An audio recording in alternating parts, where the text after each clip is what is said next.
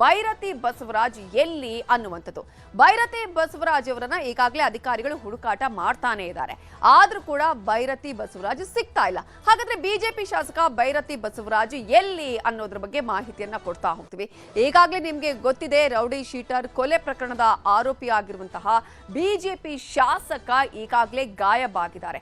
ಹಲವು ದಿನಗಳಿಂದಲೂ ಇವರನ್ನ ಹುಡುಕಾಡುವಂತಹ ಕೆಲಸವನ್ನ ಮಾಡಲಾಗ್ತಾ ಇದೆ. ಜಾಮೀನು ರದ್ದು ಆದ ಬಳಿಕ ಮತ್ತೆ ನಿರೀಕ್ಷಣಾ ಜಾಮೀನಿಗಾಗಿ ಅರ್ಜಿಯನ್ನ ಸಲ್ಲಿಸ್ತಾನೆ ಇದ್ದಾರೆ.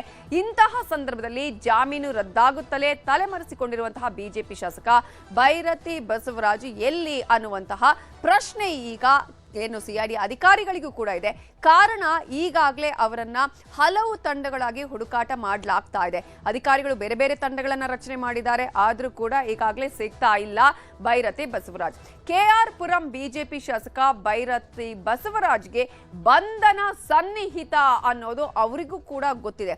ಕಾರಣ, ಈಗಾಗಲೇ ನಿರೀಕ್ಷಣಾ ಜಾಮೀನಿಗಾಗಿ 2 ಬಾರಿ ಅವರ ಅರ್ಜಿಯನ್ನ ಸಲ್ಲಿಸಿದ್ರು. ಮೊನ್ನೆ ಅಷ್ಟೇ ಈಗಾಗಲೇ ಕೊಖಾದಲ್ಲಿ ಅವರಿಗೆ ರಿಲೀಫ್ ಸಿಕ್ಕಿದ್ರೆ, ಆದರೆ ಈಗಾಗಲೇ ಬಿಕ್ಲು ಶಿವ ಕೊಲೆ ಪ್ರಕರಣಕ್ಕೆ ಸಂಬಂಧಪಟ್ಟ ಹಾಗೆ ಇನ್ನೂ ಕೂಡ ಅವರ ಒಂದು ವಿಚಾರಣೆ ಆಗಲೇಬೇಕಾಗಿದೆ. ಈ ಹಿಂದೆ ಕೂಡ ಭೈರತಿ ಬಸವರಾಜ್ ಅವರು 2 ಬಾರಿ ವಿಚಾರಣೆಗೆ ಹಾಜರಾಗಿದ್ರು. ವಿಚಾರಣೆಗೆ ಹಾಜರಾದಾಗ ನಂಗೂ ಕೂಡ ಈ ಒಂದು ಕೊಲೆ ಪ್ರಕರಣದ ಆರೋಪಿ ಜಗ್ಗನಿಗೂ ಯಾವುದೇ ರೀತಿಯ ಸಂಬಂಧ ಇಲ್ಲ ಅನ್ನುವ ಹೇಳಿಕೆಯನ್ನ ಕೊಟ್ಟಿದ್ರು. ನನಗೆ ಆತ ಯಾರು ಅಂತ ಗೊತ್ತಿಲ್ಲ ಅನ್ನುವಂತಹ ಹೇಳಿಕೆಯನ್ನು ಕೊಟ್ಟಿದ್ರು. ಅವೆಲ್ಲವೂ ಕೂಡ ಸತ್ಯಕ್ಕೆ ದೂರ ಅನ್ನೋದು ಪೊಲೀಸರು ಮಾಡಿರುವಂತಹ ತನಿಖೆಯಲ್ಲಿ ಗೊತ್ತಾಗಿದೆ. ಅದೇ ಕಾರಣಕ್ಕಾಗಿ ಭೈರತಿ ಬಸವರಾಜ್ ಅವರನ್ನ ಮತ್ತೆ ಇದೀಗ ಬಂಧನಕ್ಕೆ ಒಳಪಡಿಸಿ ತನಿಖೆ ಮಾಡಬೇಕು ಅಂತ ಹೇಳಿ ಅಧಿಕಾರಿಗಳು ಹುಡುಕಾಟವನ್ನ ಮಾಡ್ತಾ ಇದ್ದಾರೆ. ತಲೆಮರೆಸಿಕೊಂಡಿರುವಂತಹ ಭೈರತಿ ಬಸವರಾಜ್ ವಿರುದ್ಧ ಈಗಾಗಲೇ ಲುಕ್ಔಟ್ ನೋಟಿಸ್ ಅನ್ನು ಕೂಡ ಜಾರಿಗೊಳಿಸಲಾಗಿದೆ, ಹೊರಡಿಸಲಾಗಿದೆ. ಕಾರಣ, ಈಗಾಗಲೇ ಅವರ ನಿರೀಕ್ಷಣಾ ಜಾಮೀನು ರದ್ದಾಗಿದೆ. 2 ಕೋರ್ಟ್ನಲ್ಲಿ 2 ಬಾರಿ ಅವರು ಜಾಮೀನಿಗಾಗಿ ಅರ್ಜಿಯನ್ನು ಸಲ್ಲಿಸಿದ್ದು ಕೂಡ ಕೋರ್ಟ್ ಅದನ್ನ ವಜಾಗೊಳಿಸಿದೆ. ಕಾರಣ, ಈ ಪ್ರಕರಣದಲ್ಲಿ ಬಹಳ ಮುಖ್ಯವಾಗಿ ಭೈರತಿ ಬಸವರಾಜ್ ಅವರ ಪಾತ್ರ. ಈಗಾಗಲೇ ಜಗನ್ ಜೊತೆ ಅವರು ಇರೋದು, ಮಹಾ ಕುಂಭಮೇಳಕ್ಕೆ ಹೋಗಿರುವಂತದ್ದು ಅಷ್ಟು ಮಾತ್ರ ಅಲ್ಲ, ಆತನ ಜೊತೆ ಇರುವಂತಹ ನಿರಂತರ ಸಂಪರ್ಕ ಕೂಡ ಈಗಾಗಲೇ ಭೈರತಿ ಬಸವರಾಜ್ ಮತ್ತು ಜಗ್ಗನಿಗೂ ಕೂಡ ಈ ಪ್ರಕರಣದಲ್ಲಿ ಸಂಬಂಧ ಇದೆ, ಬಿಕ್ಲು ಶಿವ ಕೊಲೆ ಪ್ರಕರಣದಲ್ಲಿ ಅನ್ನೋದು ಪೊಲೀಸರು ತನಿಖೆಯ ಸಂದರ್ಭದಲ್ಲಿ ಗೊತ್ತಾಗಿದೆ. ಕಳೆದ 5 ದಿನಗಳಿಂದಲೂ ಕೂಡ ಶಾಸಕ ಭೈರತಿಗಾಗಿ ಸಿಐಡಿ ಟೀಮ್ ಹುಡುಕಾಟವನ್ನ ಮಾಡ್ತಾನೇ ಇದೆ. ಅದರಲ್ಲೂ ಪ್ರಮುಖವಾಗಿ 3 ತಂಡಗಳನ್ನ ಇಲ್ಲಿ ರಚನೆ ಮಾಡಲಾಗಿದೆ. ಆ 3 ತಂಡಗಳನ್ನ ರಚನೆ ಮಾಡಿದ್ರೂ ಕೂಡ ಭೈರತಿ ಬಸವರಾಜ್ ಇದೀಗ ಏನು ಸಿಐಡಿ ಅಧಿಕಾರಿಗಳ ಕೈಗೆ ಸಿಗ್ತಾ ಇಲ್ಲ. ಈಗಾಗಲೇ ಅವರ ಕೊನೆಯ ಅವರ ಫೋನ್ ಅವರು ವರ್ಕ್ ಆಗಿರುವುದು ಅದು ಗೋವಾದಲ್ಲಿ, ಆ ನಂತರ ಪುಣೆಯ ವಿಚಾರವನ್ನು ಕೂಡ ಹೇಳಲಾಗ್ತಾ ಇದೆ. ಆದ್ರೆ ಆ ನಂತರ ಭೈರತಿ ಬಸವರಾಜ್ ಅಲ್ಲಿಂದ ಅವರ ಫೋನ್ ಸ್ವಿಚ್ಡ್ ಆಫ್ ಆಗಿದೆ. ಹಾಗಾದ್ರೆ ಅಲ್ಲಿಂದ ಎಲ್ಲಿ ಹೋದ್ರು ಅನ್ನೋದ್ರ ಬಗ್ಗೆ ಕೂಡ ಅವರನ್ನ ಹುಡುಕಾಡ್ಲಾಗ್ತಾ ಇದೆ. ಪುಣೆಯಲ್ಲಿ ಕೊನೆಯದಾಗಿ ಭೈರತಿ ಮೊಬೈಲ್ ಸ್ವಿಚ್ ಆಫ್ ಆಗಿರೋದು, ಅಲ್ಲಿಂದ ಅವರು ತಲೆಮರೆಸಿಕೊಂಡು ಬೇರೆ ಬೇರೆ ಕಡೆ ಹೋಗಿರುವಂತಹ ಸಾಧ್ಯತೆಗಳಿದೆ. ಜೊತೆಗೆ ತಮ್ಮ ವಕೀಲರ ಜೊತೆಗೆ ಅವರು ಸಂಪರ್ಕವನ್ನ ಇಟ್ಕೊಂಡಿದ್ದಾರೆ. ಯಾವ ರೀತಿಯಾಗಿ ತಾನು ಈ ಒಂದು ಪ್ರಕರಣದಲ್ಲಿ ಈ ಕಾನೂನಿನ ಮೂಲಕ ಯಾವ ರೀತಿಯಾಗಿ ಬೇರೆ ಬೇರೆ ಆಯ್ಕೆಗಳಿದೆ ಅನ್ನೋದನ್ನ ನೋಡುವಂತಹ ಪ್ರಯತ್ನ ಕೂಡ ಭೈರತಿ ಅವರಿಗೆ ಆಗ್ತಾ ಇದೆ. ಇನ್ನು ಗೋವಾ, ಮಹಾರಾಷ್ಟ್ರ ಭಾಗದಲ್ಲೂ ಕೂಡ ಇದೀಗ ಶಾಸಕನಿಗೆ ಸಿಐಡಿ ಪೊಲೀಸರು ಹುಡುಕಾಟವನ್ನ ಮಾಡ್ತಾ ಇದ್ದಾರೆ. ಎಲ್ಲಾ ರೀತಿಯಲ್ಲೂ ಕೂಡ ತಂಡಗಳನ್ನ ಮಾಡಿ ಈಗ ಹುಡುಕಾಟವನ್ನ ಮಾಡಲಾಗ್ತಿದೆ. ಹಾಗಾದ್ರೆ ಯಾವ ರೀತಿಯಾಗಿ ತಂಡಗಳನ್ನ ಮಾಡಿ ಈಗ ಸಿಐಡಿ ಅಧಿಕಾರಿಗಳು ಭೈರತಿ ಹುಡುಕಾಟವನ್ನ ಮಾಡ್ತಾ ಇದ್ದಾರೆ, ಭೈರತಿ ಬಂಧನಕ್ಕೆ ಯಾವ ರೀತಿಯಾದಂತಹ ಪ್ರಯತ್ನಗಳು ಟೀಮ್ನಿಂದ ನಡೀತಾ ಇದೆ ಅನ್ನೋದನ್ನ ನೋಡೋದಾದ್ರೆ, ಬಿಜೆಪಿ ಶಾಸಕ ಭೈರತಿ ಬಂಧನಕ್ಕೆ ಈಗಾಗಲೇ ಹೇಳಿದ ಹಾಗೆ 3 ತಂಡಗಳನ್ನ ಮಾಡಿದೆ ಸಿಐಡಿ. ಈ 3 ತಂಡಗಳು ನಿರಂತರವಾಗಿ ಇದೀಗ ಭೈರತಿ ಬಸವರಾಜ್ ಅವರನ್ನ ಹುಡುಕಾಟ ಮಾಡ್ತಾ ಇದೆ. ಯಾವ ರೀತಿಯಾಗಿ ಇವರನ್ನ ಹುಡುಕಾಟ ಮಾಡಬೇಕು, ಎಲ್ಲಿ ಸಿಗ್ತಾರೆ ಅನ್ನೋದ್ರ ಕಂಪ್ಲೀಟ್ ಆದಂತಹ ಒಂದು ತಯಾರಿಯನ್ನು ಕೂಡ ಈಗಾಗಲೇ ಸಿಐಡಿ ಟೀಮ್ ಮಾಡಿಕೊಂಡಿದೆ. ಈಗ ಈ 3 ತಂಡಗಳು, ಒಂದು ಟೀಮ್ ಕರ್ನಾಟಕ, ಮತ್ತೊಂದು ಟೀಮ್ ಗೋವಾ, ಮತ್ತೊಂದು ಕಡೆ ಮಹಾರಾಷ್ಟ್ರ, ಎಲ್ಲಾ ಕಡೆಗಳಲ್ಲೂ ಕೂಡ ಶೋಧವನ್ನ ಮಾಡಿದ್ದಾರೆ. ಆದ್ರೆ ಎಲ್ಲೇ ಶೋಧವನ್ನ ಮಾಡಿದ್ರು ಕೂಡ ಭೈರತಿ ಬಸವರಾಜ್ ಎಷ್ಟೇ ಹುಡುಗಿದ್ರು ಸಿಗ್ತಾ ಇಲ್ಲ. ಅಧಿವೇಶನದ ಕೊನೆ ದಿನ ಮಧ್ಯಾಹ್ನದ ವೇಳೆಗೇನೆ ಅವರು ಅಲ್ಲಿಂದ ಎಸ್ಕೇಪ್ ಆಗ್ತಾರೆ. ಆನಂತರ ಅವರಿಗೆ ಗೊತ್ತಾಗುತ್ತೆ ಇದು ನನ್ನನ್ನು ಬಂಧನಕ್ಕೆ ಒಳಪಡಿಸಲಾಗುತ್ತೆ ಈ ಪ್ರಕರಣದಲ್ಲಿ ಅಂತೇಳಿ ಇಮಿಡಿಯೇಟ್ ಆಗಿ ಅವರು ತಲೆಮರೆಸಿಕೊಳ್ಳುವ ಕೆಲಸ ಕೂಡ ಆಗುತ್ತೆ.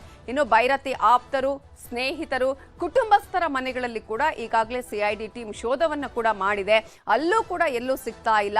ಯಾರ್ಯಾರ ಕಾಂಟ್ಯಾಕ್ಟ್ ಲಿಸ್ಟ್ ಅಲ್ಲಿ ಇದ್ದಾರೆ, ಯಾರ್ಯಾರ ಸಂಪರ್ಕದಲ್ಲಿ ಇದ್ದಾರೆ, ಆ ಎಲ್ಲ ಫೋನ್ಗಳನ್ನ ಕೂಡ ಈಗಾಗಲೇ ಟ್ರೇಸ್ ಮಾಡುವಂತಹ ಕೆಲಸವನ್ನು ಕೂಡ ಈಗಾಗಲೇ ಸಿಐಡಿ ಅಧಿಕಾರಿಗಳು ಮಾಡ್ತಾ ಇದ್ದಾರೆ.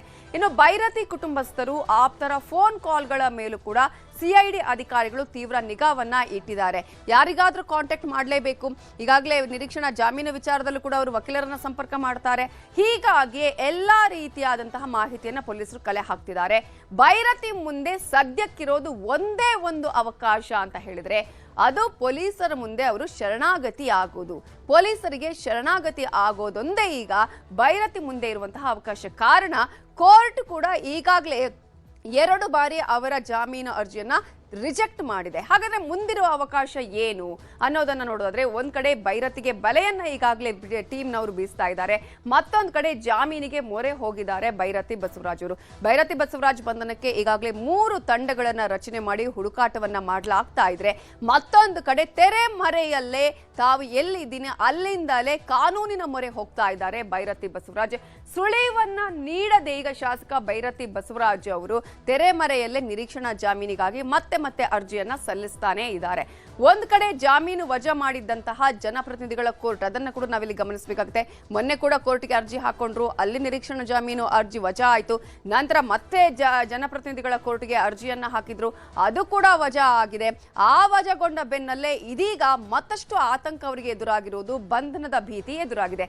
ಇಷ್ಟೆಲ್ಲದರ ಮಧ್ಯೆ ಮತ್ತೆ ಜಾಮೀನಿಗಾಗಿ ಅವರು ಕೋರ್ಟ್ ಮೊರೆ ಹೋಗಿದ್ದಾರೆ. ಕೋರ್ಟ್ನಲ್ಲಿ ಮತ್ತೆ ನಿರೀಕ್ಷಣಾ ಜಾಮೀನಿಗಾಗಿ ಅರ್ಜಿಯನ್ನ ಸಲ್ಲಿಸಿದ್ದಾರೆ.